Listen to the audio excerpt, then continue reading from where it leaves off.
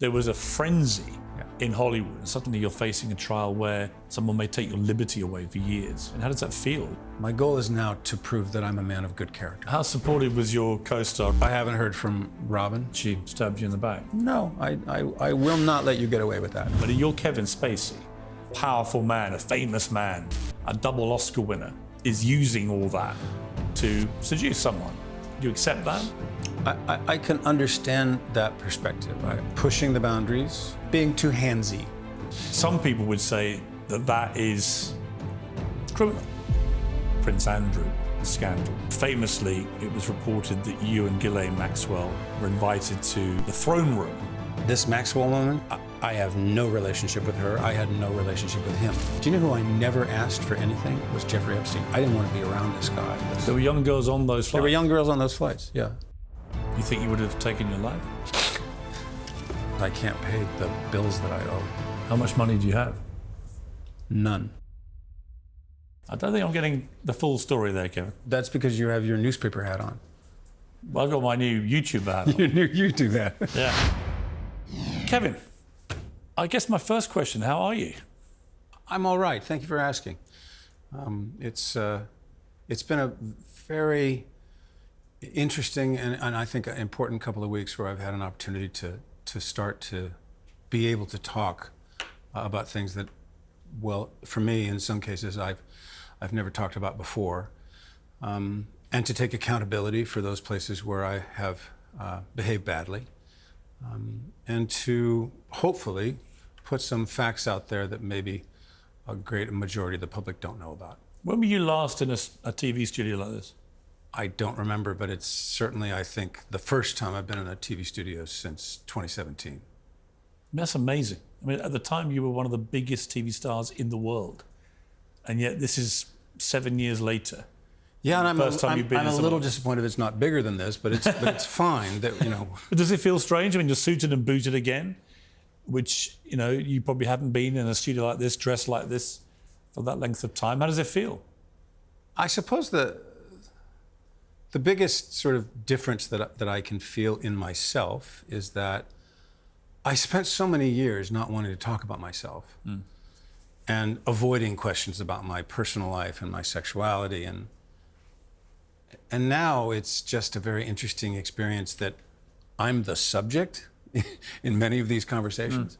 I've been fortunate. There's also been conversations about the work that I've done and the work that I hope to do, but it's just been unusual for me to find myself in a place where I am okay with having conversations about things that for a very long time I was so determined and kept people away that I kind of feel like now I have nothing to hide and I want to live a more open life than the one that I did for a long time. How close to being broken have you been by the experience of the last 7 years?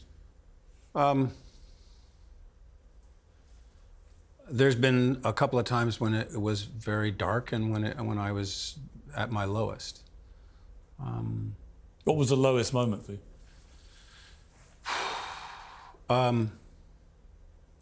I think probably a few days after this all began, which was in late October. Well, I can tell you exactly when it was, because I happened to be with you by pure chance on October the 27th, 2017, at the BAFTA Britannia Awards in Los Angeles. For Dick Van Dyke. Hosted by Jack Whitehall, an English guy, obviously. And I was in the audience, and you came out to present Dick Van Dyke with an Excellence in Television Award. Yeah. Dick in his 90s, obviously. Yeah. And you said this, and I only know this because I wrote it in my diary, which was published in the Daily Mail at the time. And you said Dick's mother conceived him out of wedlock, which was scandalous in 1925. Somehow in over 90 years, that's the only scandal Dick's ever been involved in, even passively. And I then added, if the current lurid rumours swirling around Mr. Spacey are true, then very soon the same may not be said of him. And I don't know what those rumours were that I was talking about, but that's what I wrote contemporaneously. Wow. And 6 hours after you presented that award to Dick Van Dyke, your world basically caved in with an email informing you that this man, Anthony Rapp, was making allegations that you had made sexual advances to him when he was just 14, more than 30 years before. Yeah. And on the Monday, everything blew up. Yes. So your world literally turned upside down within hours of me last seeing it. You're very close, but it was actually, that was on a Friday night. Yeah. And the article didn't come out until Sunday morning. We didn't find out until Sunday. So it's like 36 hours. In fact, I can tell you what happened in between Friday night and Sunday was that on Saturday afternoon, Ridley Scott showed me the final cut of All the Money in the World. Really? Which was the first time I saw it. And you were then later removed from. I was later removed from, but I was incredibly proud of it. I think Ridley made an extraordinary movie, and I'm obviously very sorry he made the decision he made. But, you know, hey, Chris Plummer is a wonderful actor. He was a friend of mine. But I'm hoping that maybe someday our version of the movie might be able to be seen. I mean, that was kind of symbolic. You pretty much got airbrushed by Hollywood. They ran for the hills. You were persona non grata. You rushed out a statement at the time, which you've now said, with hindsight, was a bit of a disaster, probably on multiple levels, not least of which you came out as a gay man in this statement. And you talked about how, well, I'll read a part of it here. You said, "I have a lot of respect and admiration for Anthony Rapp as an actor. I'm beyond horrified to hear his story. I honestly do not remember the encounter. It would have been over 30 years ago. But if I did behave as he describes, I owe him a sincerest apology for what would have been deeply inappropriate drunken behaviour. And I'm sorry for the feelings he describes having carried with him all these years. This story has encouraged me to address other things about my life. I know that there are stories out there about me and that some have been fueled by the fact I've been so protective of my privacy. As those closest to me know, in my life I've had relationships with both men and women. I've loved and had romantic encounters with men throughout my life, and I choose now to live as a gay man. I want to deal with this honestly and openly, and that starts with examining my own behaviour." And that came after he had said, Anthony Rapp, that back in 1986, when he was just 14, that you laid on top of him at a party at his apartment, at your apartment, and that the star was trying to seduce him. He said, "He picked me up like a groom picks up the bride over the threshold, but I don't like squirm away initially because I'm like, what's going on? But he lays on top of me, he's trying to seduce me. I was aware he was trying to get with me sexually." And that prompted your statement. Looking back at the whole scandal, this seems to me the absolutely pivotal moment for you, which, had you chosen a different way to handle this, perhaps there would have been a different pathway. Do you feel that? I'm not sure that I could have said anything that would have been satisfactory. I mean, I listen to that now, and it's just awful. What do you feel when you hear your own words? Well, it takes me back to that day, that Sunday. It takes me back to the hours that we were given to respond. I mean, you know, we were given no time to respond. And the context for viewers, you may not remember, but this was the time that the Harvey Weinstein scandal had just blown up. MeToo and Time's Up had erupted. There was a frenzy in Hollywood with all sorts of people getting dragged into this. So presumably part of your thinking is, I don't want to be one of these people. I need to deal with this quickly. Yes, and you know, look, I have to take full responsibility for that statement. It stops with me. It was a bad statement. I should have made separate statements about my sexuality and about his accusation. I suppose that the only thing I can hope is that now that we were able to prove in a federal court in 2022 that the accusation that Anthony Rapp had never happened did not occur, that people will understand that I was coming from a place where, in my heart of hearts, I didn't believe it had happened. I was a little bit pushed into the corner because when someone says, I mean, I don't know how you might react, Piers, but if someone says, you know, you did this thing to me 34 years ago and you were so drunk you won't remember, my first initial response wasn't to call him a liar. My first response was to ask myself, did I do something embarrassing? Now, he did say he thought I was trying to get with him sexually, but he did not in any way make any sexual assault allegation against me. He didn't do that until he filed a civil lawsuit. And he filed a $40 million lawsuit in a Manhattan federal court. But the jury took little over an hour to come back and find you not guilty. And in closing arguments, your lawyer said that Rapp had made up the encounter and suggested reasons why he may have done it. It may be possible, she said, that Rapp invented it based on his experience performing in Precious Sons, a play in which actor Ed Harris picks up Rapp's character and lays on top of him, mistaking him briefly for his wife before discovering it's his son. They came back in just over an hour, and the court ordered Rapp, the accuser, to pay you £40,000. We have a check, I think, a picture of the check at the time. So it's an emphatic, clear victory for you.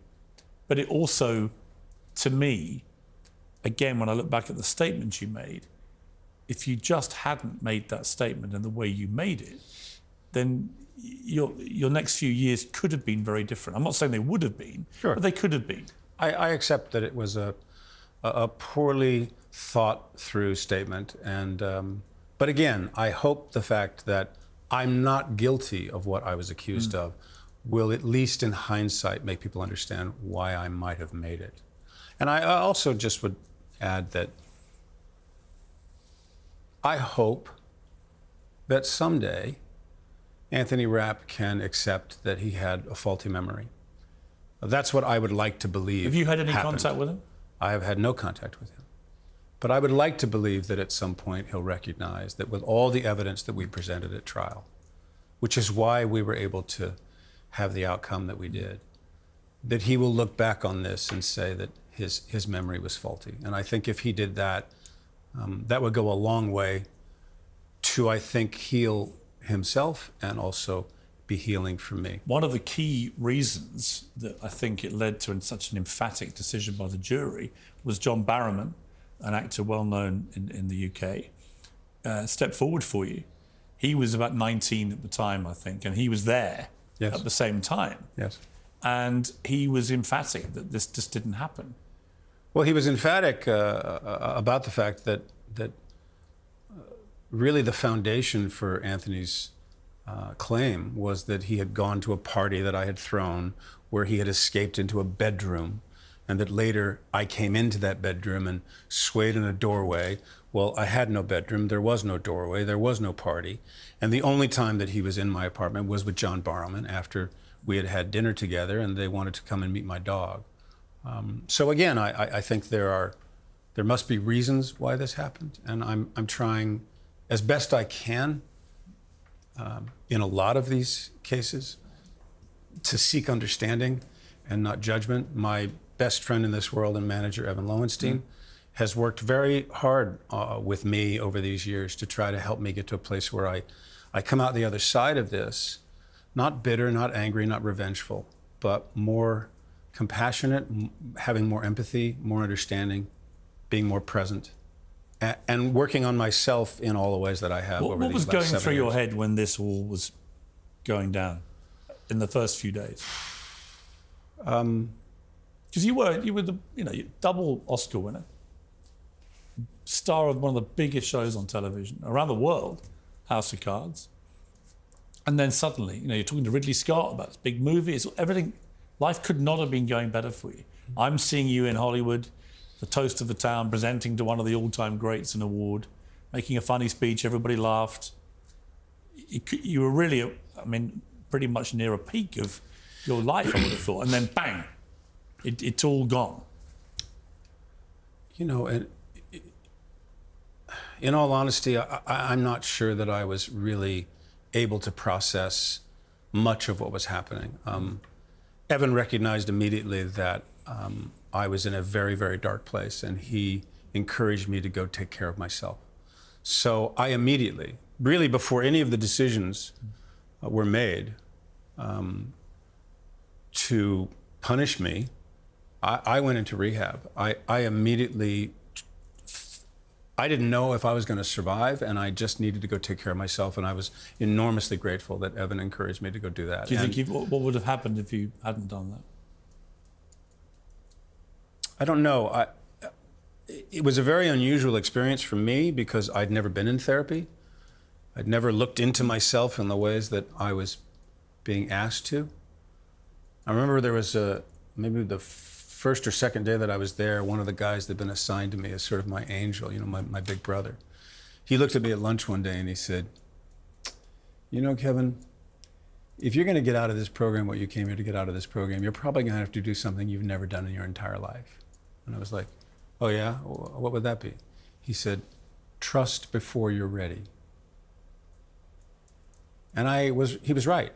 I had never done that. And so that process of trusting and watching the courage and the strength that these individuals in both that program, I later went to the Hoffman Institute, I did group therapy, to watch individuals step up and share the story of their lives with such openness is what first gave me the courage to start to share my own. Had you pretty much been leading a life in self-denial to that point? Well, I don't think I was in denial. I think that I was leading a relatively normal life. I was closeted as a man, and I was fiercely closeted for a very long time. And now that I'm out, regardless of the fact that I came out in a way that was not the best coming out party ever, I would like to try to be as positive a voice for those who are experiencing difficulty in embracing their own selves and their own lives. You see, already you're getting quite emotional, which is completely understandable, but it shows me that underneath, you've come in, you look back to your old kind of Frank Underwood look in many ways, and yet the scars must be deep. I mean, they must be hard for you. This 7 years you've been through. Yes, but look, I appreciate that, and there are, as I say, there have been times when it's been challenging, but there's also been times, Piers, have been incredible. I've been able to witness genuine demonstrations of friendship and love. I'm closer to my family. I'm closer to my friends. I'm closer to myself than I've ever been. Are you a better person? I absolutely believe I'm a better person. So what was the old Kevin Spacey like when you're being critical about what you were like before the ground zero of that day in October 2017? When you look at yourself critically, what was that person like?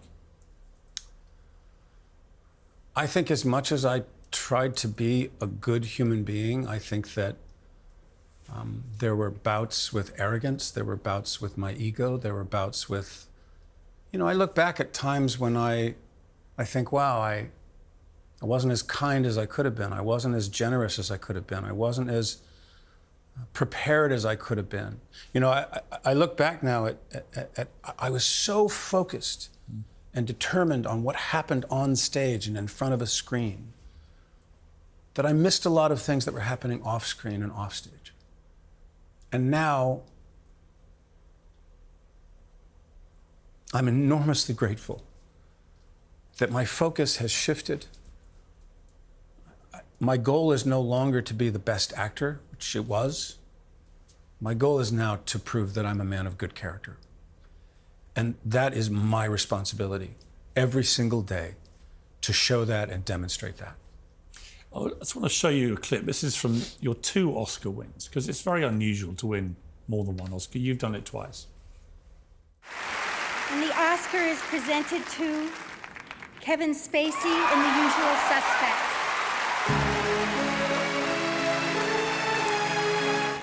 Well, whoever Kaiser Soze is, I can tell you he's going to get gloriously drunk tonight. And the Oscar goes to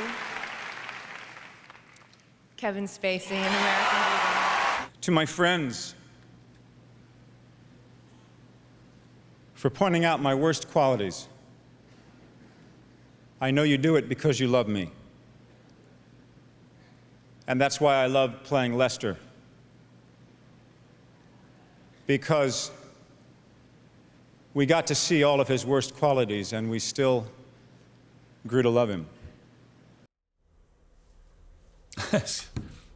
Kind of ironic, I don't know what you would call it, poignant, interesting, the kind of stuff you were saying there.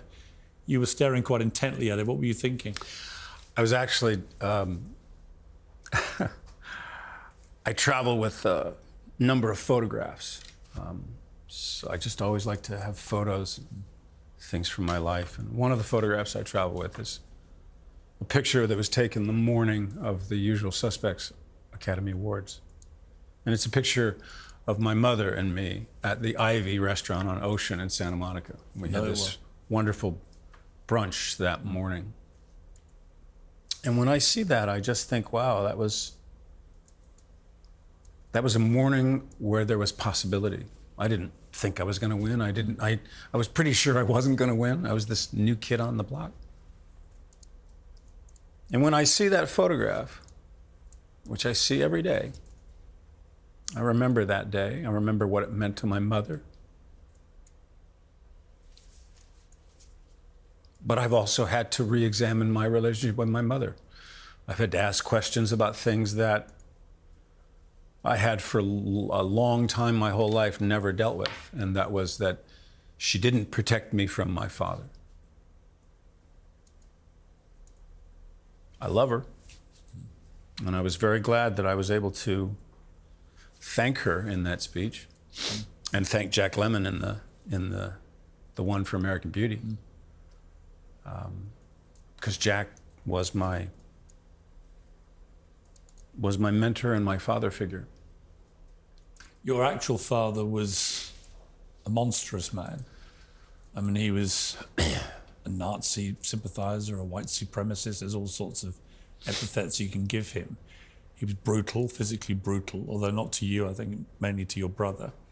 By all accounts, an awful father to you. And when you say that your mother should have been more protective, could she have been, do you think? Or was he so monstrous that it would almost have been impossible? I absolutely think she could have. And I'm not willing to remove her responsibility. I was very fortunate that my sister told me repeatedly, don't listen to him, he's crazy.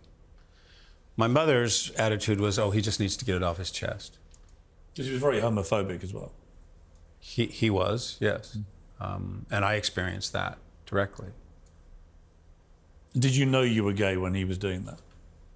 I don't think I knew what I was. I think I knew I felt things and I was emotional when I was that young. But I've tried as best as I can to see the journey that he took from being a medic in World War II and serving the United States as patriotically as any young soldier had, and going through his albums and going through his diaries and seeing what he wrote about what he felt when he went to Germany after the war. And the slow indoctrination that happened to him with a number of people who came into his life, and how he found a reason that he wasn't able to succeed as the great creative writer he wanted to be. It's a sad and long journey. But I also need to seek forgiveness. I mean, yes, he lectured me and my sister and my brother for hours and hours and hours and hours about his beliefs. And it was, for me, I was so afraid to bring my friends home. I mean, my best friend, Mike, who's still my great friend to this day, I was afraid to bring him home because he was Jewish. And I was afraid that my father would leave his door open and he would see this Nazi flag hanging there. I was terrified of what he might say. He literally hung a Nazi flag? Yes. Yes. And so when I discovered theater in the 8th grade, and debate club and, choir and rehearsals for festivals and anything I could do that kept me out of the house, kept me from having to come home, I did. And I protected my friends from that. But it's also, that I learned at a very early age that I believed that secrets kept me safe. And I've since accepted that they really didn't, and they really don't. Did you ever have conversations with your mother that led to any kind of reconciling for yourself about any of this? By the time that we started to have those conversations, my mother was suffering from a brain tumor that would take her life in 11 months. But there were moments when we would talk. There were moments when I could share with her things about myself that I never had. And I'm grateful for that, and I miss her. When did she die? She died in 2003. So just before I came to London to start at the Old Vic. What have you worked out about yourself? Feels to me like you've gone on a massive journey of self-exploration.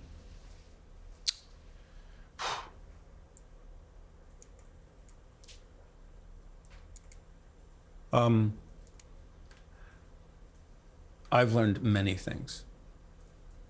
Some of them had to do with the issues that have arisen. Some of them have had to do with other things, learning about myself, learning about what I was so afraid of. I was just watching Nathan Lane got an award in New York this week from the LGBTQ plus community. I just watched an interview that Ian McKellen had done. And listening to both of them talk about how difficult it was for them. You know, I mean, Nathan Lane is this iconic figure who worked in Broadway and a lot of musicals and, you know, had never gotten married. So, you know, people might have made the assumption that he was gay, but he was still, throughout a lot of his professional life, was terrified to say it. Did that resonate with you? It resonated with me. I felt for him because I saw myself. And just as Ian McKellen, I mean, McKellen was 49 when he came out. So that was like 20, almost 30 years that he was a professional actor. And what they all talk about is that once they did it, once, for whatever the circumstance was under which they did it, they found, I mean, Ian McKellen said that he felt like he was half not telling the truth, even as an actor. Now, for me, theater was an escape because I was never being myself. Theater was this incredible place where I could disappear into or film. I could become a character. So it wasn't about me. It was actually a place to be able to hide. And now I'm like, I'm so much happier. So what they've said is true. When you come out and you can finally start talking about things you never talked about and embrace who you are, good and bad. So I'm very grateful for the fellowship that I have built through the rehab program, the friends that I've made, the conversations that I've had with individuals I had experiences with, relationships with, and to listen and to understand and to grow and change and to realize that I'm not static. Let's just talk about the criminal trial you faced. You won that civil case, emphatically. You also won the criminal case. You were found again not guilty. You know, when you mention Kevin Spacey's name, if they haven't seen any of the recent interviews you've done, you could be forgiven from a lot of the coverage about you in thinking that you must have been convicted. You know, you're not working. Your acting career's been frozen for 7 years. And yet you were found not guilty in a criminal court, and you were found not guilty in a civil court as well. Why have you been so emphatically cancelled, do you think?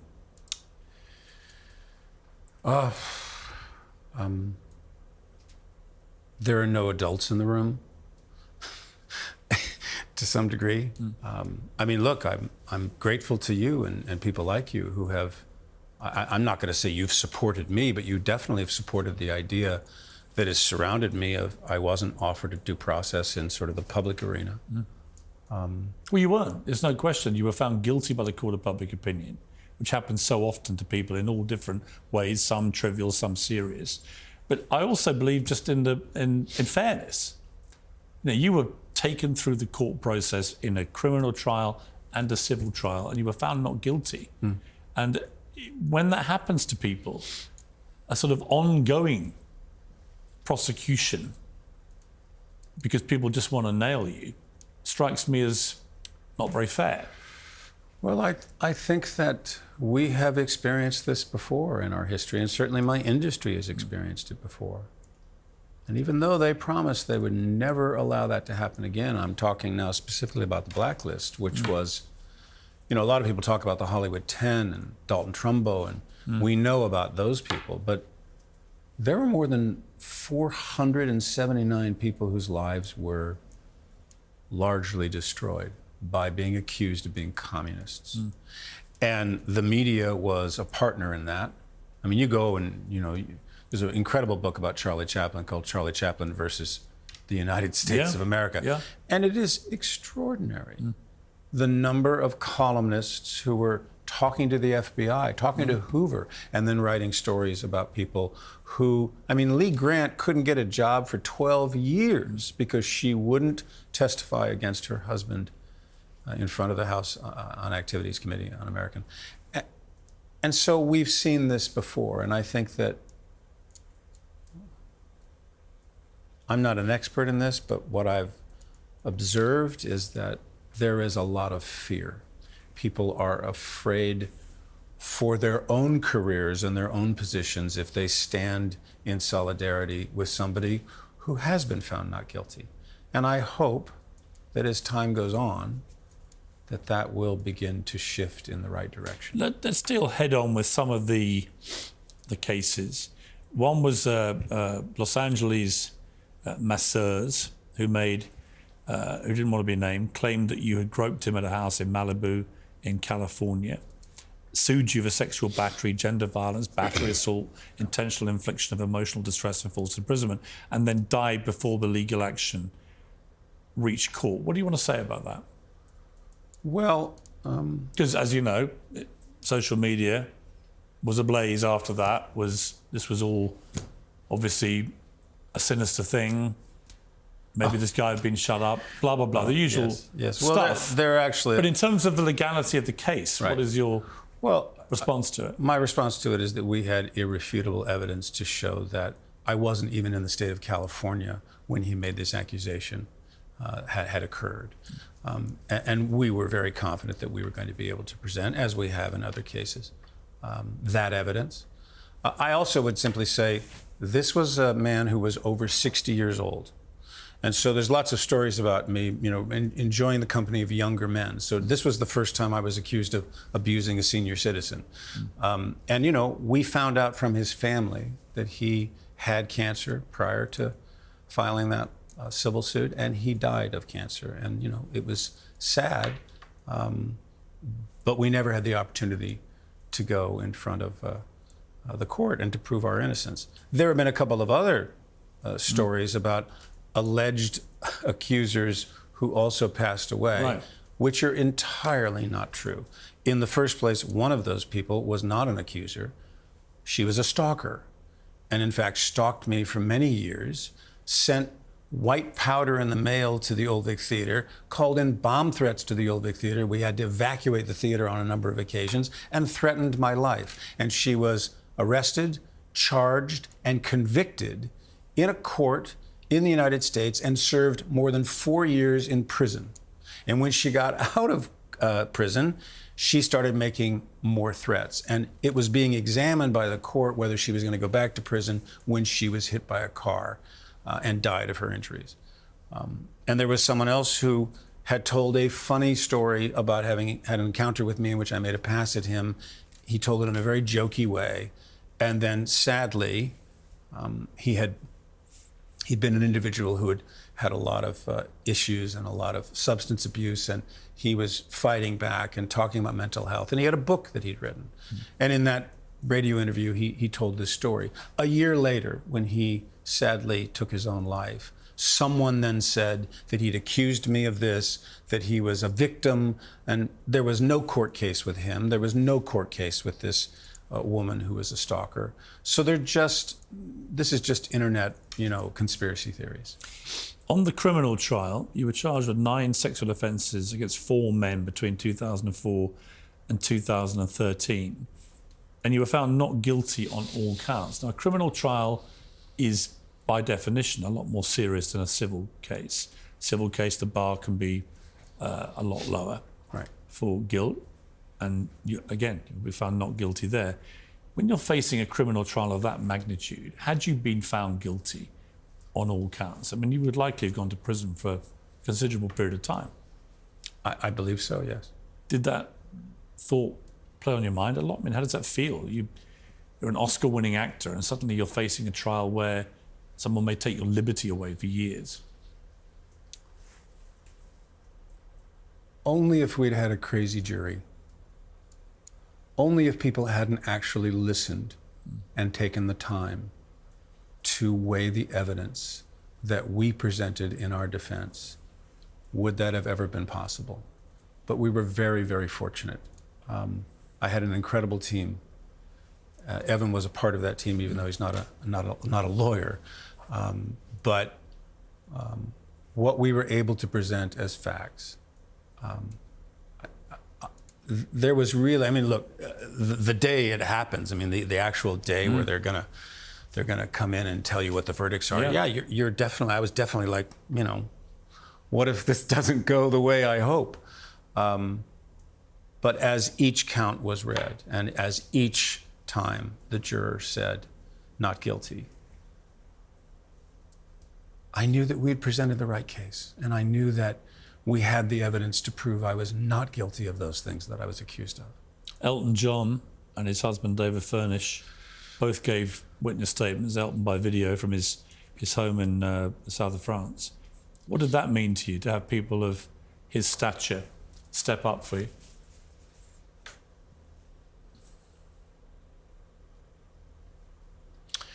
You've actually just reminded me that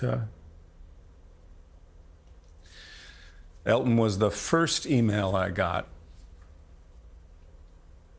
on October 30th of 2017, after the Rapp story had come out, saying, we love you, whatever you need, we're here for you. And Elton has been there, and David have been there ever since. What's most interesting about the fact that they testified in the trial in the UK was that I didn't ask them. I told them a piece of information that one of the accusers had said about them, which was not true. And Elton and David said, well, we have to testify. And I was like, are you kidding? No, we absolutely have to testify. We have to let the jury know that this individual is not telling the truth. And they insisted on it. That's the kind of friends that I have, that I've been very fortunate to have in my life. Have you seen Elton since? Yes. What did you say to him? Well, I gave him a big hug and David a big hug. We had a wonderful dinner in France last summer. Evan and Lucy were there, and it was very beautiful. It's an old cliche that you find out who your friends are when the chips are down, but you really have, haven't you?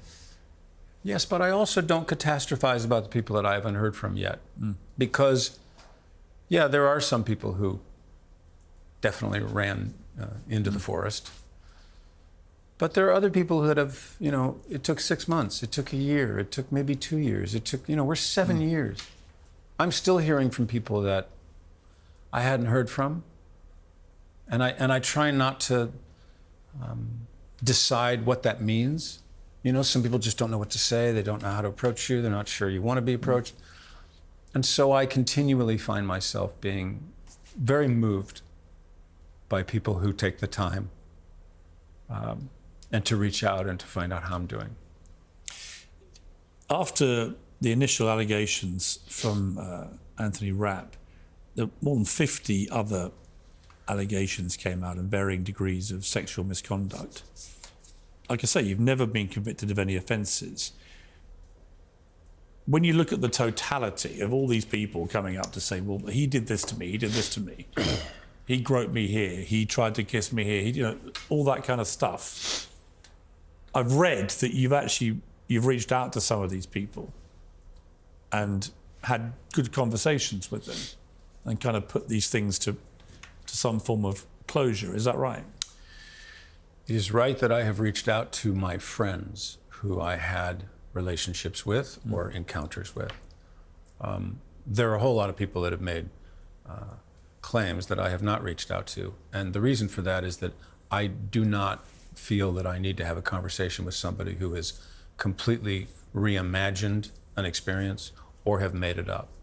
I'm absolutely 150% prepared to take accountability for those things that I did and the mistakes that I made.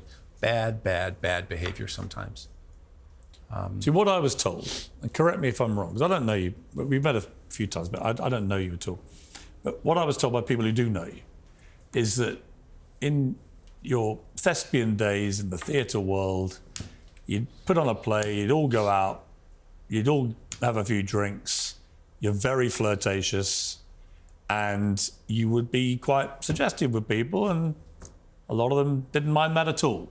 And some people, maybe with revisionist hindsight, maybe not, did mind it, but that you were pretty indiscriminate in your kind of borderline, maybe crossing the borderline, inappropriate behaviour. Would you admit to that? Yes. I'm not talking about anything criminal. Absolutely. I'm just talking about general kind of inappropriate behaviour. Absolutely true. You recognise that characterisation? I absolutely do. And it's important for me to recognize that. It's been important for me to understand that. It's been important for me to hear and listen to someone else's perspective, why they didn't feel they could say something to me at the time. It's very, very important. We are theater rats. We become families. When you come every day, it's not like a movie, where you may have a scene with somebody on one day, then another scene another day. When you're doing a play, you're coming every single day, whole company. And I've been so fortunate to have been a part of families that were being led by people like Jack Lemmon, and families that I led when I was in a position. And it's an incredibly, it's very moving and it's very important. And I've tried in the workspace to not cross the line, because it's always risky if you find yourself attracted to somebody you're working with. I've seen you say repeatedly, and I don't doubt this for a moment, that you believed in yourself, that there was never any kind of quid pro quo thing, that you didn't say to people, if you sleep with me, I'll help you get this job. But what your critics would say is, well, maybe not, but you're Kevin Spacey. And if you're an 18, 19, 20-year-old young male actor, and Kevin Spacey is fluttering his drunken eyelashes at you, for want of a better phrase. Yeah, that was very nice. I like that. In a way, that in itself can constitute an abuse of power, even if you don't intend it to. That there is a presumption from the young actor in that position that a more powerful man, a famous man, a double Oscar winner, is using all that to seduce someone. Do you accept that? I can understand that perspective. I truly can. But at the same time, I'm a human being. And if I fall in love with somebody across a room, then am I not supposed to go and have a conversation with them or see if they're interested because I'm famous? Because that, look, I'm sure you have heard countless stories about relationships that began with one of the parties being more aggressive than the other. Well, 40% of all marriages historically began in the workplace. Historically with an older man in a superior position to a slightly younger woman.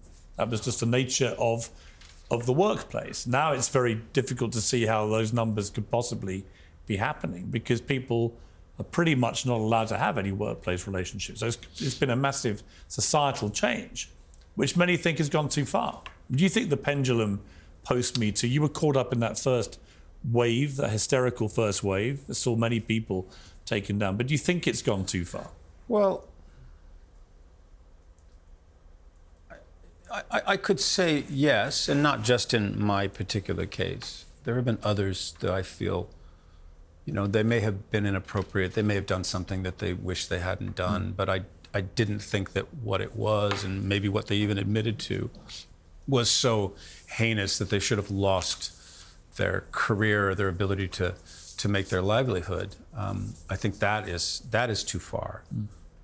But I also think we have to be mindful that it doesn't swing back too far in the other direction, because, you mentioned in 2017, the Harvey Weinstein investigation, I think had impact. I think MeToo had impact, because the New York Times, its journalists, its editors, Ronan Farrow, and the people he was working with, they investigated those claims for more than a year before they went to print. They were confident at what they had. Did you know Harvey Weinstein was that guy? Sure, yeah. You did? Yeah, I did a couple movies for Miramax. But did you know what he was like? I knew I had a lot of arguments with him, but I didn't know anything about what was going on privately. No, not at all. People have tried to lump you in with him. How do you feel about that? I try to understand that people want to resolve things very quickly. And all Evan and I have been working on for a long time, is asking people to ask questions, to find out, to not believe a headline that you might read. I mean, I see all kinds of things that people say they believe is true, and there's no truth to it whatsoever. When you yourself, as you did a few minutes ago, you talk about bad behavior that you committed. What do you mean by that? What's your idea of bad behavior when you look back at what you were doing? Pushing the boundaries. In what way? I mean, being too handsy, touching someone sexually. Groping people. In a way that I didn't know at the time they didn't want. Yeah. Some people would say that is criminal. That if you grope people in a sexual way against their wishes, that is a crime. I agree that the word grope is a very odd word. I personally, I have caressed people. I have been gentle with people. That is the way that I am. You're making a pass at someone. You don't want to be aggressive. You want to be gentle. You want to see if they're going to respond positively. So I think the word itself is not a word that I associate with my experience. But would you say all of that was consensual, or was it an attempt at seduction that, if it was repelled, by definition becomes, I guess, non-consensual?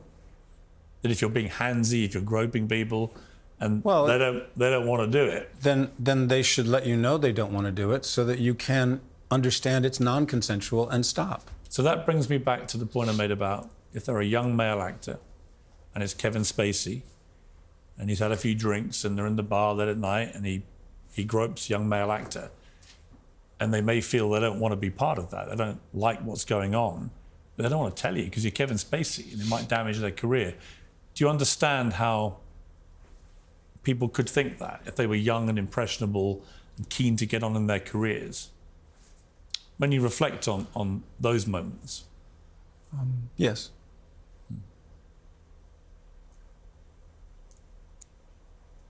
And again, recognizing that, understanding that, and making a vow that will never happen again for the rest of my life. I will never behave in the ways that I did previously, ever. How hard has that made it for you to get a relationship?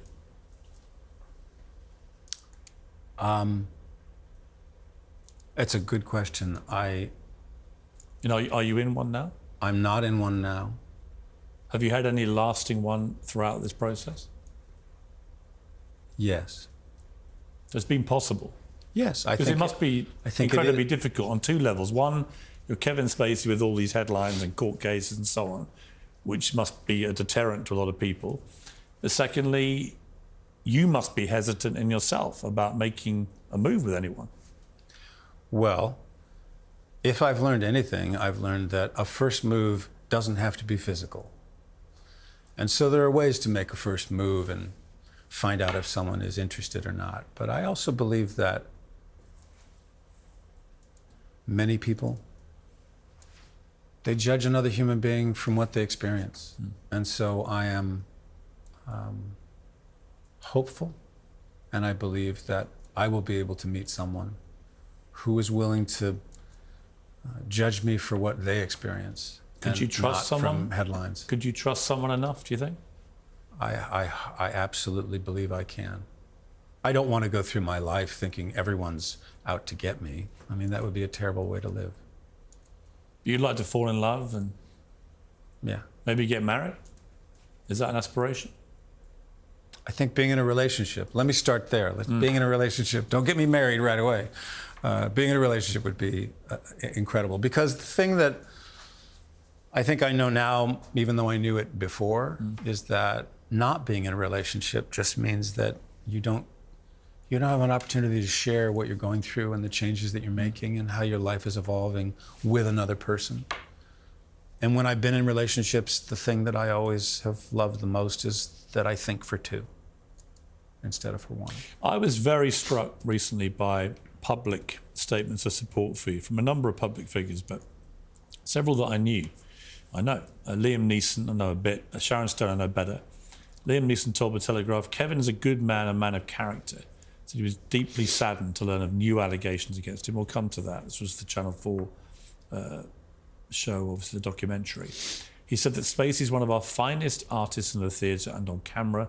Personally speaking, our industry needs him and misses him greatly. And Sharon Stone said, I can't wait to see Kevin back at work. He's a genius. He's so elegant and fun, generous to a fault. He knows more about our craft than most of us ever will. She added, it was clear young actors wanted and want to be around him. It's terrible they're blaming him for not being able to come to terms with themselves, for using him and negotiating with themselves because they didn't get their secret agendas. What do you feel about Sharon's last sentences there? Well, I think Sharon is making that comment based on having looked at the Channel 4 documentary. Right. And I think she specifically is talking about what that was about and what those claims were about. And I'm enormously grateful. Not easy for people of that stature to stick their head over the parapet and take the flak, which you inevitably... Well, first of all, they didn't get any flack. They No, really didn't. No, I know. And second of all, I'm enormously grateful to them. And I just have to say, I know I mentioned them a couple of times, but I hope you're understanding why I am. That as happy as I am for these individuals who've stood up so recently, there's been one person standing up from the very beginning, and that's Evan Lowenstein. And I would not be here without him. You really feel that? Absolutely. I owe him everything. You think you would have taken your life? I want to live. I do want to live. But there were times when I wasn't sure if I would make it.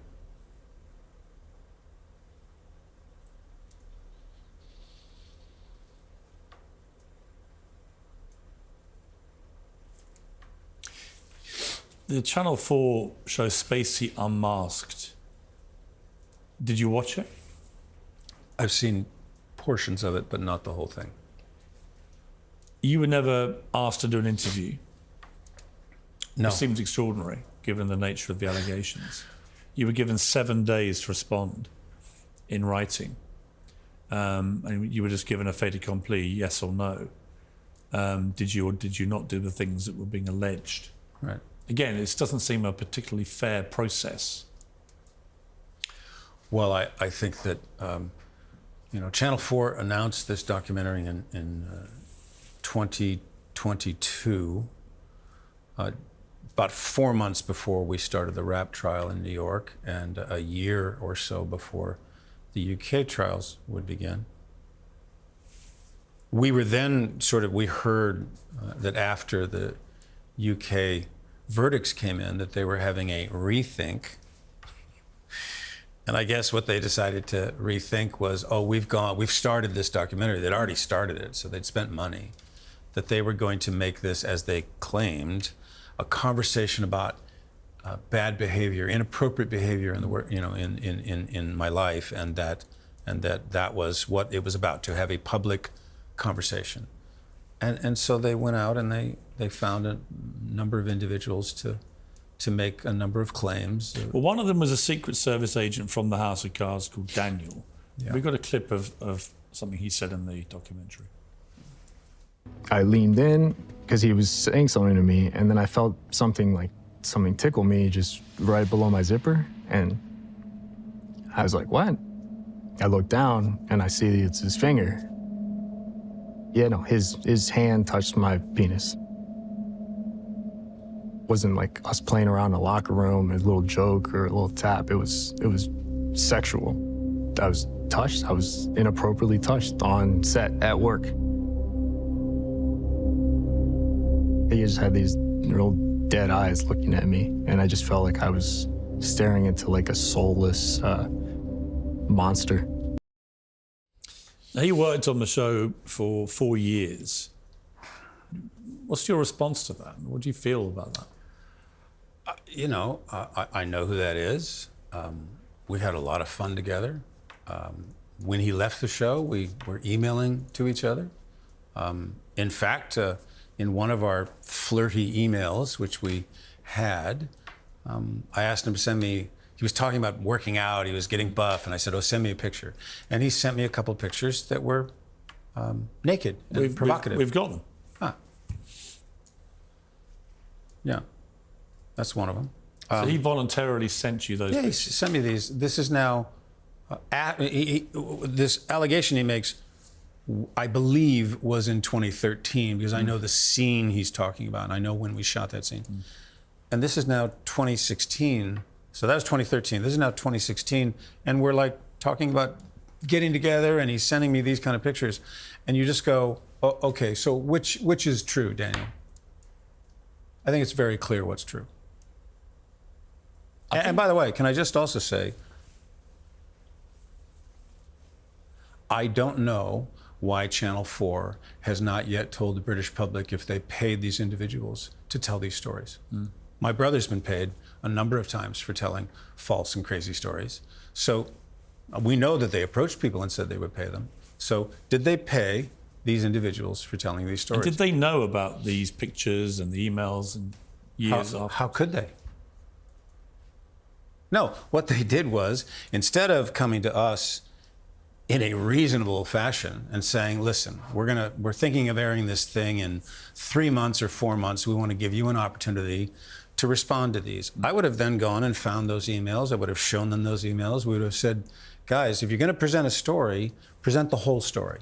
I mean, just coming to this cold, when I saw the evidence that you provided, it just seems completely ridiculous.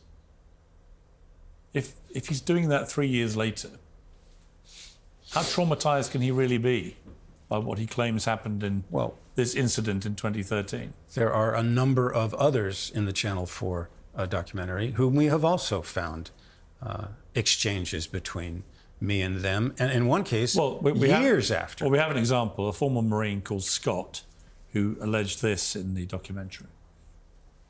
All of a sudden, there's some activity happening next to me, and kind of glance over, and Kevin's just pleasuring himself. You know, some of the most horrific war footage ever recreated. Like, there's no way that this is happening, that this guy is rubbing one out during the invasion of Normandy.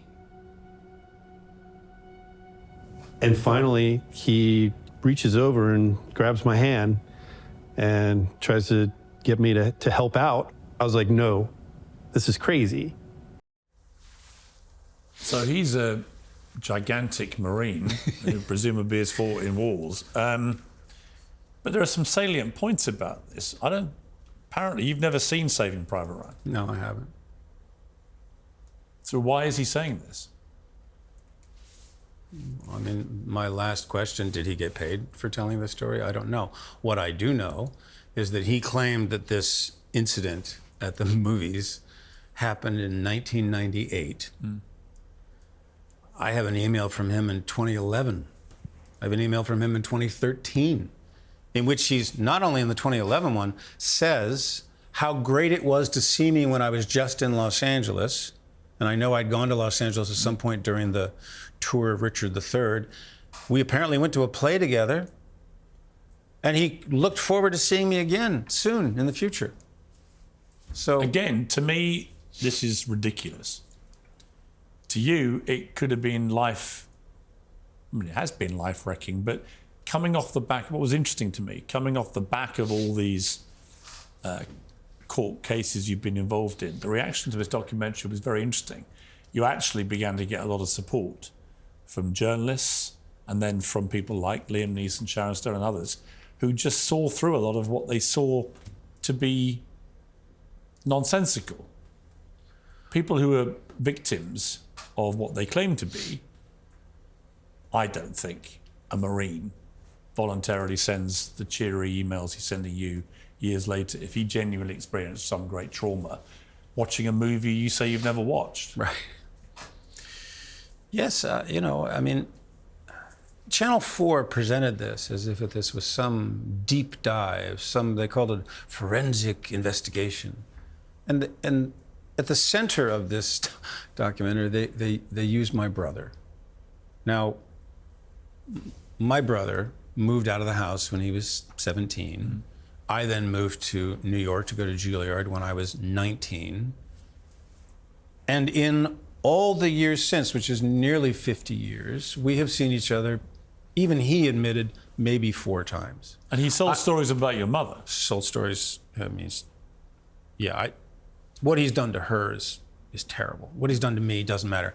The guy who drove me here, the Uber that you guys sent, I know that guy better than I know my brother. And he's out there telling all these stories and talking about how he knows me. And so that's the armchair psychologist they use at the center of this documentary. And then they go back to 48 years ago when I was in high school and I was 17 years old. Guy makes a claim that I grabbed his junk while we were driving in a car. I mean, I did a lot of embarrassing things when I was in high school. But how can you possibly refute that? I mean, you could say it didn't happen. I didn't say it didn't happen. I said it's possible that might have happened. Right. I did a lot of embarrassing things in high school. We all did. I mean, they could go back to junior high when I pulled Stephanie's hair in the 7th grade. I mean, Channel 4 said to CNN, Spacey Unmasked is an important film exploring the balance of power and inappropriate behavior in a work environment, aiming to give a voice to those who've previously been unable to speak out. What do you make of that statement? It's embarrassing. I mean, had they had all this material that we've now been showing viewers, it's impossible to see how Channel 4 could have put out the same documentary. As a former newspaper editor, I wouldn't have done. I would have said, hang on, this one's been sending him pictures years later. This one's been sending him friendly emails, wanting to work with him again. None of that makes sense. I don't know you that well, but I do know facts when I see them. And I was actually annoyed on your behalf. I can't even imagine how you felt. Because it seemed to me like a bit of a stitch up. Like there was a wish to take you down, overriding what had already happened in a criminal court and a civil court. Well, I appreciate that's your perspective. That's purely on what I've seen, right? That's just with my journalist head on, just looking at stuff and saying, this doesn't make sense. And again, now, notwithstanding that, you've been pretty honest about the inappropriate, bad behaviours, you put it, the groping, which many times would have been unwanted and was rejected. And people will make a judgment about you about about those admissions. I don't think you're trying to portray yourself as some angelic character. Nor do I think you were, right? I mean, this is, I didn't see you in those days. When I saw you at a party, you certainly didn't do that to me, Kevin. In fact, we met at a party in 2009, just after Obama got elected. And it was quite interesting. It was a mutual friend of ours, Matthew Freud, at one of his legendary parties. And I asked you, came over and I said, are you happy Obama won? And this is quite prescient in a way. You said, oh my God, I'm so happy. At last we have someone who can stop the rest of the world thinking all Americans are completely bonkers. Well, look where we are now. Yeah. But I guess my point is that I absolutely can have sympathy with you for what I see as an overreach by the media, where they haven't got the whole story, and perhaps if they had, they would have done these things a different way. And I can also see that by your own admission, your behaviour was extremely inappropriate, and some people would view it as more serious than that. I think that's my kind of overview of your behaviour through that period. That, these things may not have been true, but other times you did stuff you wish you hadn't done, and it was non-consensual and shouldn't have happened. And times have maybe changed pretty dramatically now, where maybe you wouldn't behave like that. Well, regardless of the times, I'm not going to behave that way. And I would, now we're at a place where, okay, what next? I mean, I'm trying to seek a path of redemption. I'm trying to find a way to return to what I love doing, which is to be a full-time working actor. And have you had any calls since this strange period where actually, far from Channel 4 nailing you back to the cross, actually you've had a lot of sympathy, a lot of support now, a media narrative is changing quite significantly, big famous stars coming out supporting you. Has that made any impact on your employability now? You getting calls? Yes. I think that what we've been able to see, Evan and I have watched, because he gets all these, offers that come in, is that now directors, fellow actors, producers, financiers are so excited to work with me, are so pleased to offer me something. And then we get into the exhibition part of it, and the streaming services, or the studios, or the distributors, and what we tend to see is that everyone's on board, and then one person, some executive somewhere says, oh, our audience, a lot of our audience is going to be upset if we buy this movie. And I would only ask, who are you speaking for? Because I don't think that, I would like to think that the people that stop me on the street and have stopped me for the last 7 years have been so generous and so wanting to know when I'm going to get back to work, that I think that these executives are attempting to speak for all of the British public or all of the American public. And I think that, I hope that that begins to subside, because I do believe that the majority of people would like me to get back to work. I want to talk to you about something slightly left field, but your name was attached to another big scandal, which was the Prince Andrew scandal. And famously, it was reported that you and Ghislaine Maxwell were invited to the throne room by Prince Andrew. It then got briefed that you may have been the one who invited Ghislaine Maxwell. Wow. What was the truth about it? I hadn't heard that one. This is the throne room at Buckingham Palace. Just to be clear, who invited who to this? Well, let me try to put this in context before I even get into that. In 2002, I got a call from President Clinton, who I had become friends with over many years, inviting me to come with him on an 8-day humanitarian trip that he was going to make to Africa and South Africa. And I thought it was an incredible opportunity. And apparently he was not having great success with getting people to say yes, because it wasn't like one night in New York. It was 8 days in Africa and South Africa.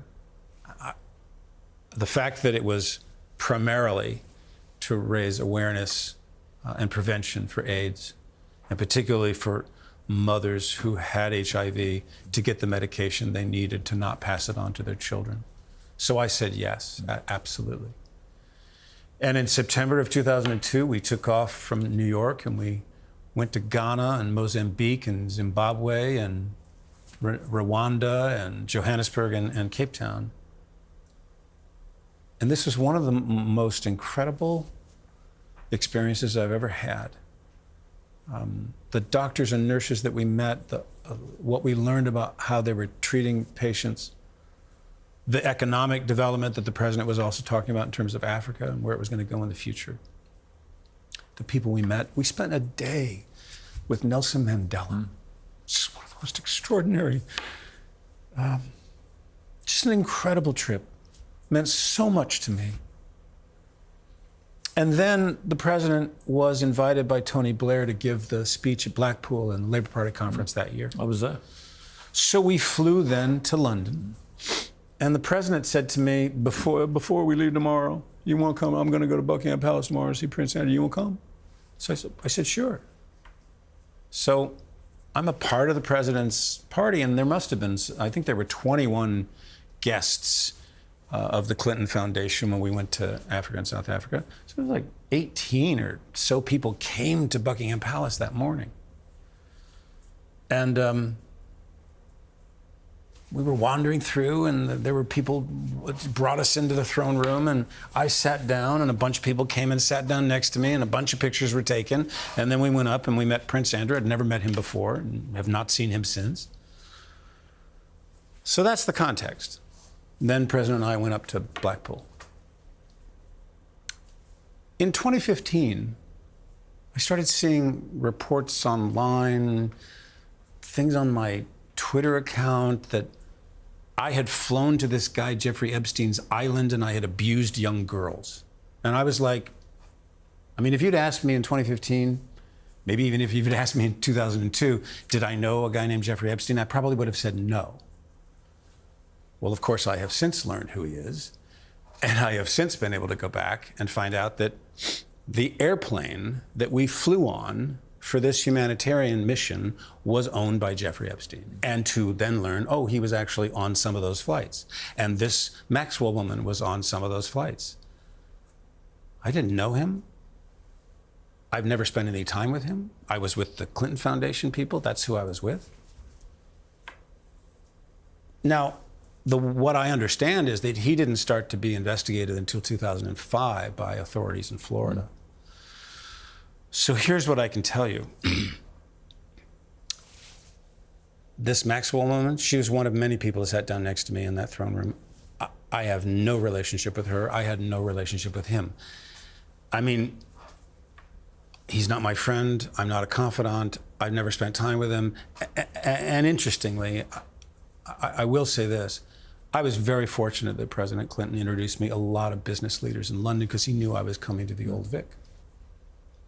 And I developed relationships with Robert Earl, Pula Ladobovich, Robert Earl, a lot of wonderful people, Sir Richard Caring, people who supported the work that we did at the Old Vic and gave money to us. Do you know who I never asked for anything? Was Jeffrey Epstein. I didn't want to be around this guy because I felt he put the president at risk on that trip to South Africa because there were these young girls. And we were like, who is this guy? So I will say this. There were young girls on those flights? There were young girls on those flights, yeah.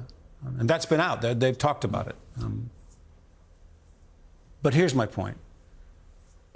There's a big difference between not remembering that I met some guy and some woman on a humanitarian trip where my focus was entirely on what we were there to do, and not remembering whether I went to somebody's island. So I never went to Jeffrey Epstein's island.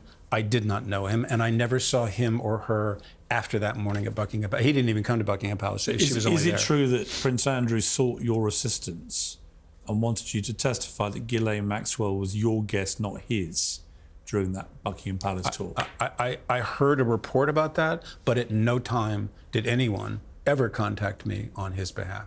And as I say, I'm not friends with him. I never saw him after that day. What do you think about what's happened to him? I mean, I don't know anything about it. It's not. I'm not going to talk about someone else's scandal. You know, my point is that I had enough accusations of my own to deal with. I don't need to inherit someone else's. The person I'm told has been very supportive to you in the royal family is actually the king, when he was Prince Charles. Is that true? That is true.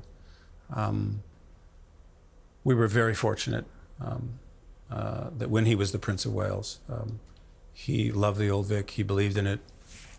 His grandmother had been the patron there for many years. He came to see our productions.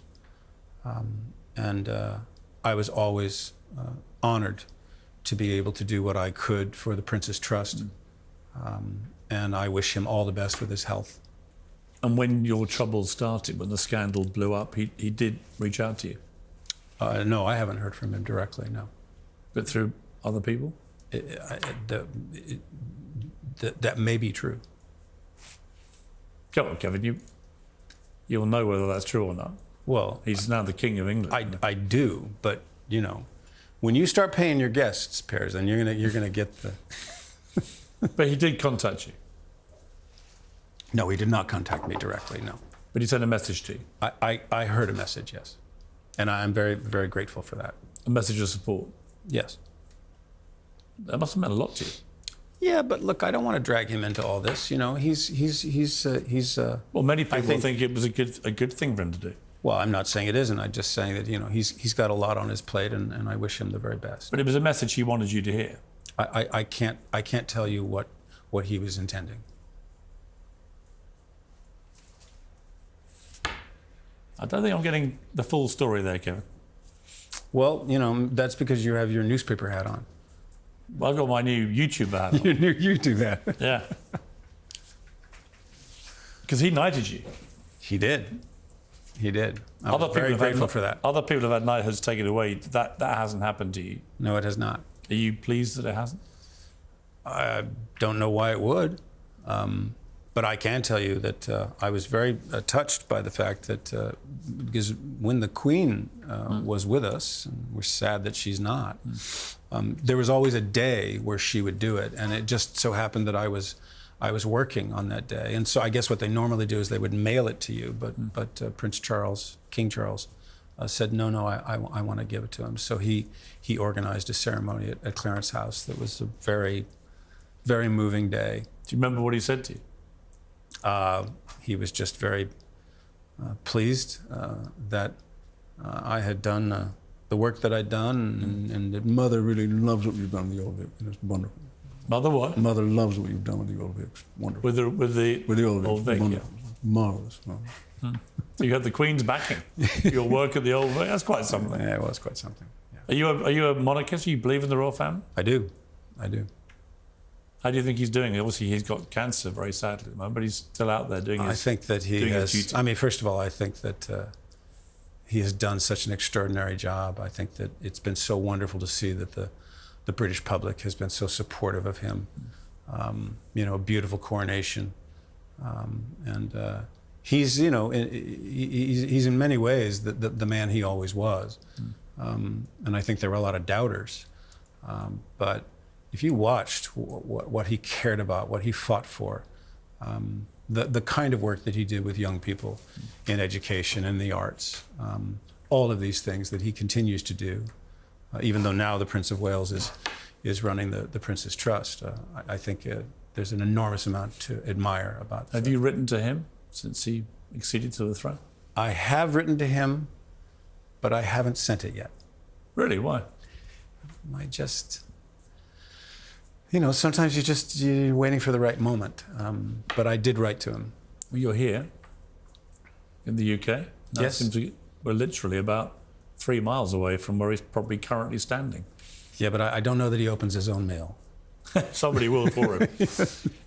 One of the big things for you, obviously, Netflix, House of Cards, they basically froze your appearances in it and then froze you out altogether. What are your feelings towards Netflix?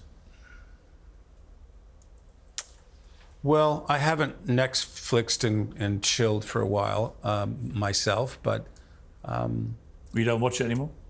I just haven't. You know, I've just been Really? You haven't used Netflix I've been since? kind of, you know. No, I think I've watched a few things. Certainly during the pandemic, I was watching, but I've just been a little too involved in other things. Would you feel they let you down? Shot you under the bus too early?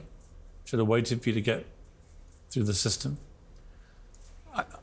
I think that we had a really remarkable relationship, and I think that there is no doubt that House of Cards really put them on the map.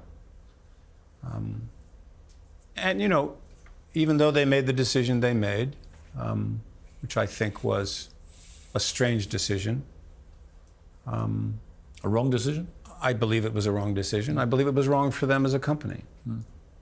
I believe that it put them in a position where then anyone who was ever accused of anything, they had to respond in a similar way, although it does seem with Dave Chappelle that Ted Sarandos has learned to be supportive of controversial individuals. Do you wish he'd done that for you? I do wish he'd done it with me. And I believe that part of what ended up happening as a result of them, in a sense, getting rid of me so fast was they send a signal to everyone else. Well, they had this long relationship. They must know what's real.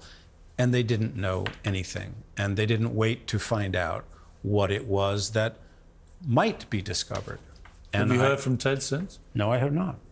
And I hope that at some point, when all of the dust settles, because there's all these confidentiality agreements, I hope that someday the public will be able to see what it was that I was accused of on House of Cards and can decide for themselves whether it was deserving of losing that role and losing that series. How supportive was your co-star? I haven't heard from Robin.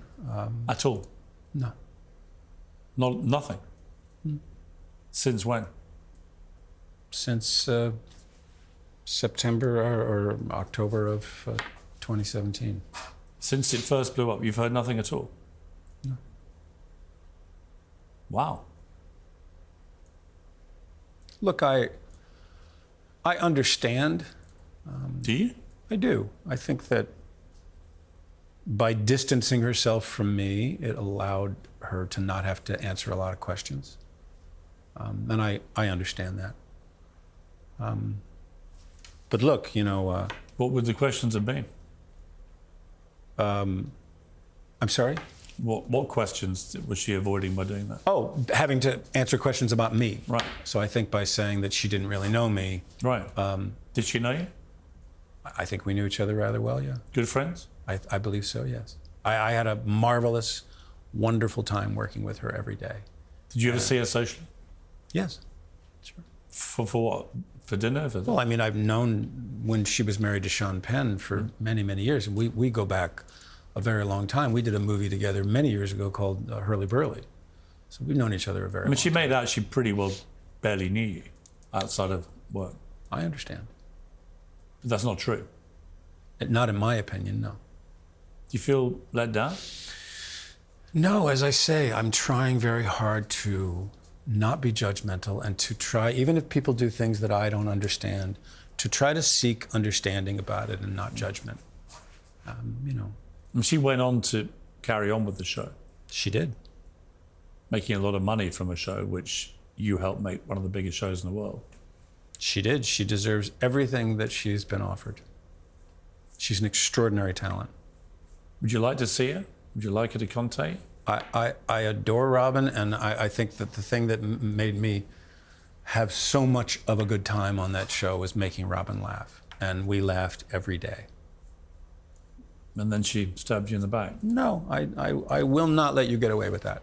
Absolutely not. I'm suggesting it. No, well, and I reject your suggestion. Well, I don't know, you know. I have a different view. She is a wonderful person. I know her. A wonderful actress. I know her. And it was a very difficult time. The fact she's never once made any attempt to contact you, I find extraordinary. That's all right. You can judge it if you choose to. I'm not judging it. I'm trying to be understanding. I know her a bit. I'm just very surprised that is the case. It seems extraordinary to me. that you could work with somebody so closely and be so successful together, and then at the first sign of any scandal, you don't wait to see whether the scandal is actually borne out by any conviction. You just convict and move on.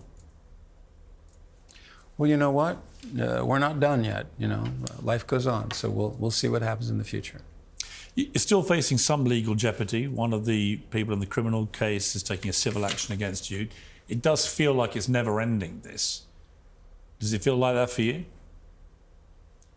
There's some days where you're just like, what? But I truly believe that we are rounding a corner.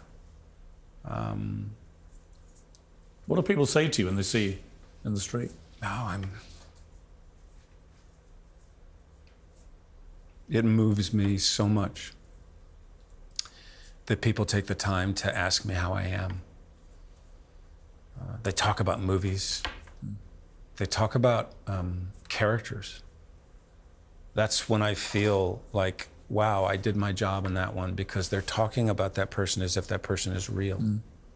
They're using that character's name, not me. And people have expressed such concern and hope, and they just want me to get back to work. And I'm with them on that. There's a little bit of you, we saw the clips of two Oscar wins. Many people think you're one of the greatest, if not the greatest actors of your generation. You've been deprived from doing the thing you love. Does a bit of you dream of winning another Oscar, of standing there in the center of Hollywood again? Well, see, you're without just being a pariah? You're just trying to get me married off again. Look, what I hope for is that I have the opportunity to continue to tell stories, because that's what I feel I was put on this earth to do, was to tell stories. And if I'm lucky enough to have collaborators who are inspiring and excited to work with me and come together, and we put all of this in the past, and I'm able to come on a film set and make sure that everyone's having a good time, make sure that people are getting what they need to do the best work that they can, and that I'm a part of making sure that everyone is treated right. And I've learned from my own mistakes. That will be a very good day. And whether there's an award that happens at the end of that, that's for others. And what would you say if there are young actors who had a bad experience with you, genuinely, over the years, that you, by your own admission, when you behave badly, inappropriately? What message, if they're watching this, what message would you have specifically for them?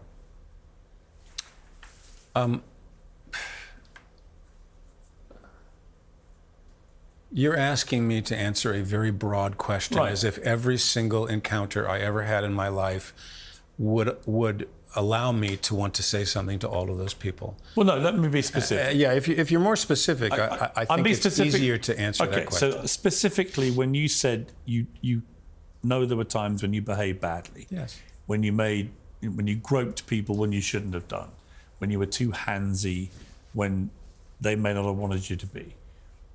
Those people, the ones who genuinely didn't want you to do that, felt bad about it, what do you say to them? I do not speak to them on television. What I do is I speak to them directly in person, and we have an intimate and genuine conversation. Have you been doing that? I have been doing that. With how many? With quite a few. I mean, 10, 20, 30? No, I'm curious. I'm not going to go down that road. I appreciate why you're asking. But a significant number. But a significant number. Not just a handful. No. And I would simply say this.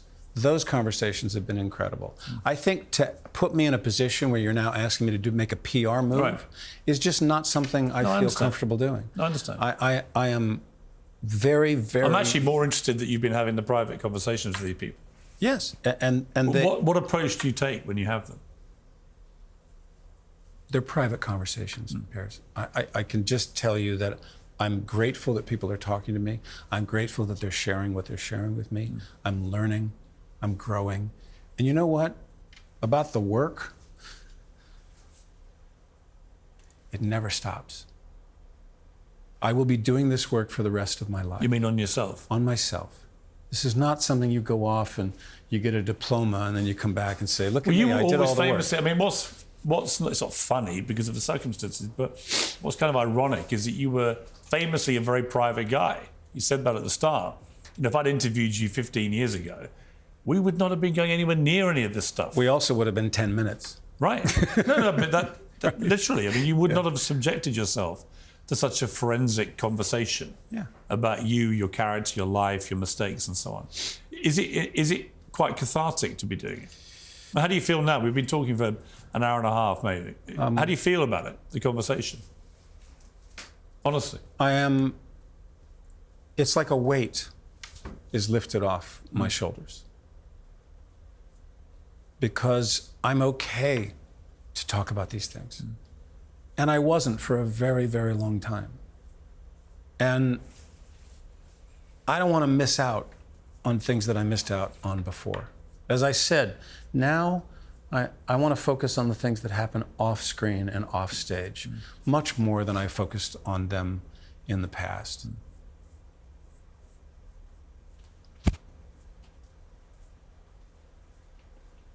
And I'm blessed to have people around me who believe in me.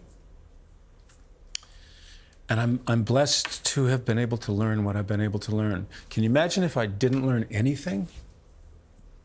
If it was 7 years, then I learned nothing? I wouldn't want to be alive if that were true. But I very, very, very much am so grateful that I am alive and I got through this. And I'm coming out the other side of it. Where do you live now?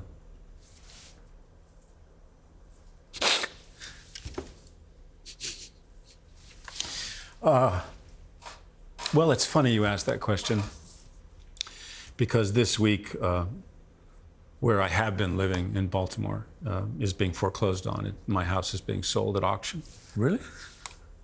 So I have to go back to Baltimore and put all my things in storage. Really? So the answer to that question is, I'm not quite sure where I'm going to live now, but I've been in Baltimore for since we started shooting House of Cards there.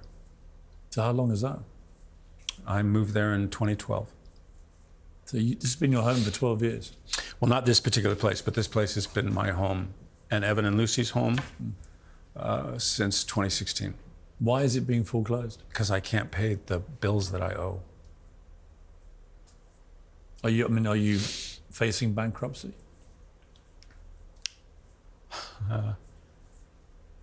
Been a couple of times when I thought I was going to file, but we've managed to sort of dodge it, at least as of today. How much money do you have? None. Really? Well, I mean, you have some sense of legal bills. Yeah. I still owe a lot of legal bills that You're I have not been able to pay. You're actually in debt? Yes. Do you mind me asking how much you owe?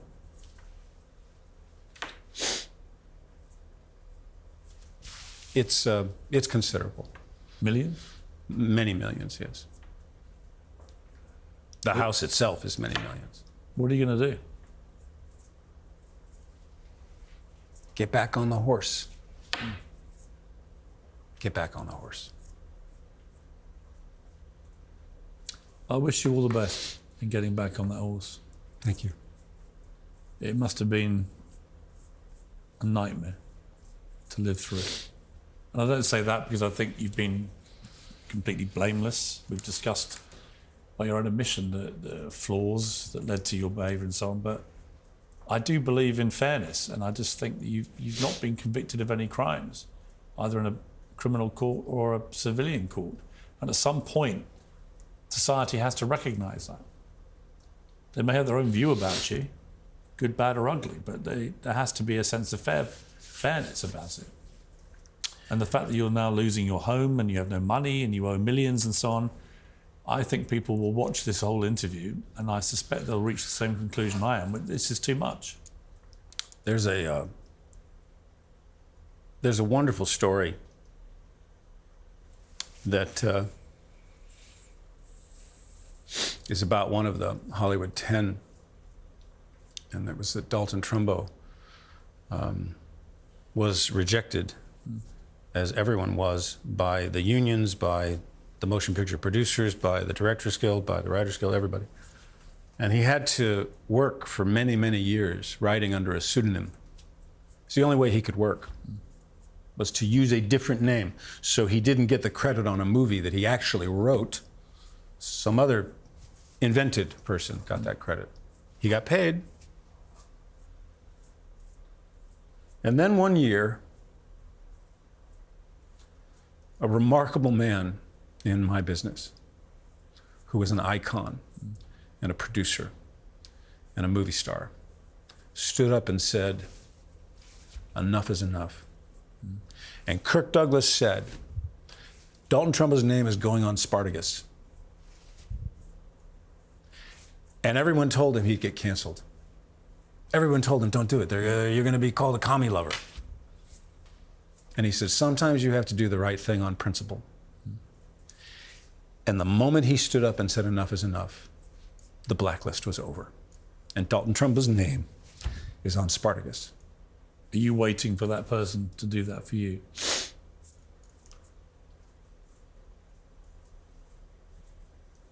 I don't believe, and never will believe, that the world doesn't have more Kirk Douglases. But what an example. And he said at 98, when he was reflecting, he said, "What I do know is that history repeats itself. And we should never, ever allow that to happen again." Who are you going to vote for in your election in November? Well, you know, it's hard to answer that question. Voting is personal. It's a private thing. Do you know who you're going to vote for? I don't know. Has everyone jumped in the race already? Is everyone? Well, you have two elderly people, one of whom is facing 100 criminal charges, and the other one can barely say his name in public or stay on his own 2 feet. Is this a good reflection of your great nation? What did I say before, after Obama? About Obama, What did I say? you said, "At last we have someone who can stop the rest of the world thinking all Americans are completely bonkers." That was 2009. Here we are, 15 years later. And what did I just say? History repeats itself. Yes. Yeah. So, we shall see. We shall see. Kevin, it's been good to talk to you. Thank you very much for having me. I very much appreciate it. It's been a fascinating conversation. Obviously, these are difficult conversations for you, but I do sense they're cathartic for you. And I do hope people are watching. There's got to be a sense of fairness about this eventually. I think most people will conclude you suffered more than someone in your position should. You're not a convicted criminal, and you're being treated as almost one of the worst criminals the Hollywood's ever seen. And it seems to me crazy. I thank you for that very much. Good to see you. Thank you. And best of luck. Thank you.